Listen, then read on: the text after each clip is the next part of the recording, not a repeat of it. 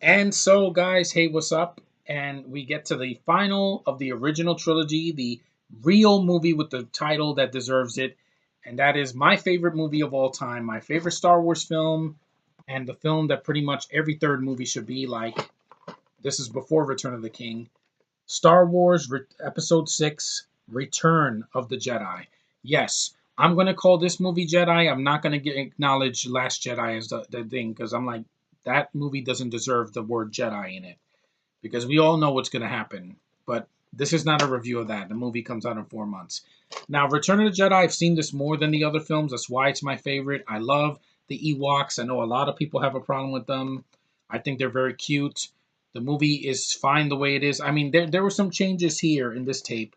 I think the featurette is definitely the best in this one because George Lucas explained to even John Williams has an interview in it saying how he changed the music for the film's ending, which I'll get to that. But Lucas said the changes they made were actually different because he wanted to add more mobility to the creatures that he made in this film with the effects guys.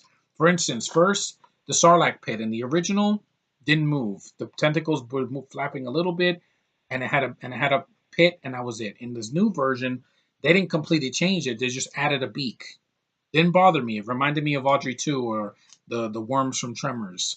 Then in Jabba's palace, this has gotten a very mixed reaction. Some people hate this scene. Some people think it's okay. They changed from Sice Noodles being a puppet, which the mouth couldn't move very well. Which, let's face it, it did look kind of weird. It was like it barely moved.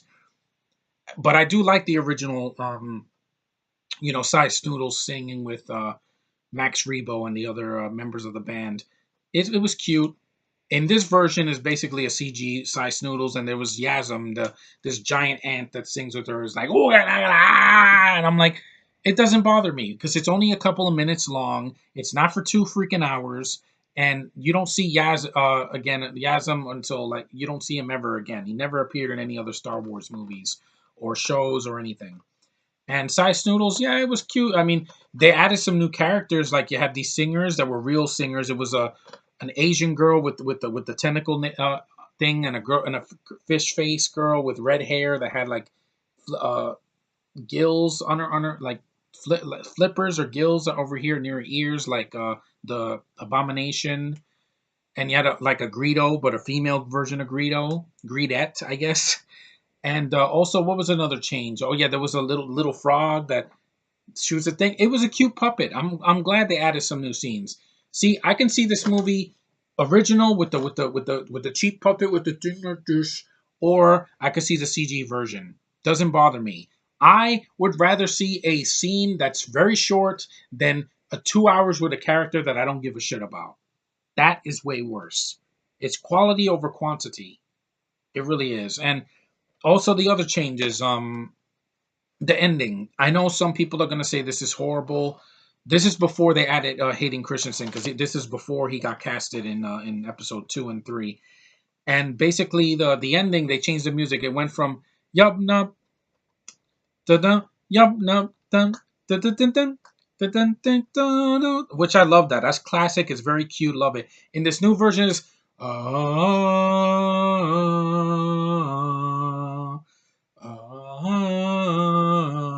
I think it's wonderful. I love that music. John Williams in this change is better than any music that we got in The Force Awakens or Rogue One or what we're getting in Episode 8 because Williams is very old now.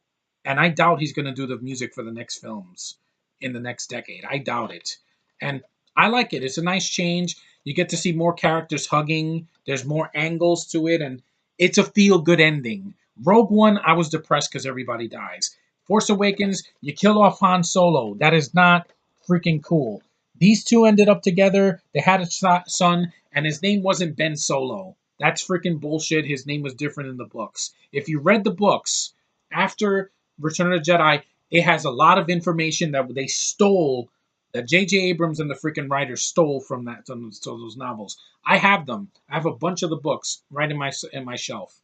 And yeah, what change I didn't like? Well, there really isn't that much actually, because I love this movie so much. I'm like the changes really didn't bother me. When the Death Star blows up, it blows up just like in the first one. The Emperor's the same. You know, Ian McDermott. They finally see him in the flesh. Jabba's still a puppet in the movie. That's fine. Princess Leia's still sexy in her slave outfit.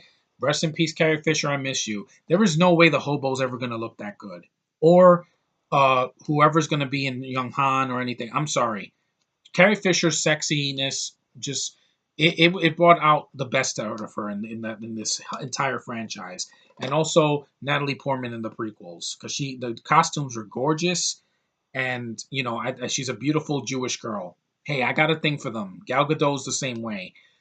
But anyway, this movie is iconic. The lightsaber battle at the end is freaking awesome.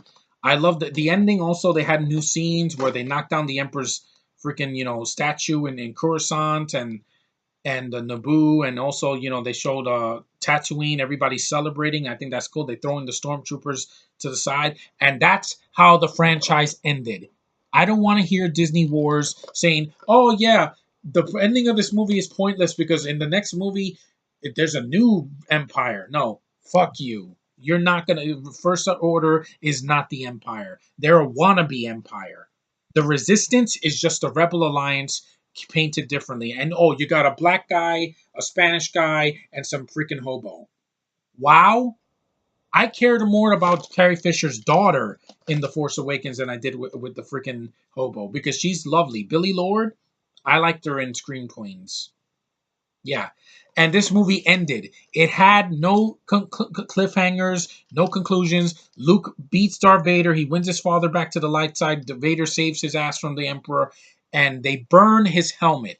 How the hell in The Force Awakens was freaking Luke has the blue lightsaber? They find it and it fell in freaking Bespin and they never found it. It's not like Leia caught it. No. And then with Vader's helmet, it's smashed.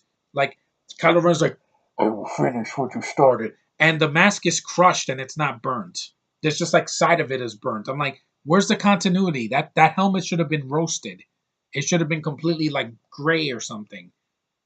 Where's the continuity? That's like if you saw Terminator 1 and Arnold's flesh got burnt off and then in the next movie it's not burned off. It's like just slightly singed. You know, it would make no freaking sense. Granted, that was a different movie franchise. I get it.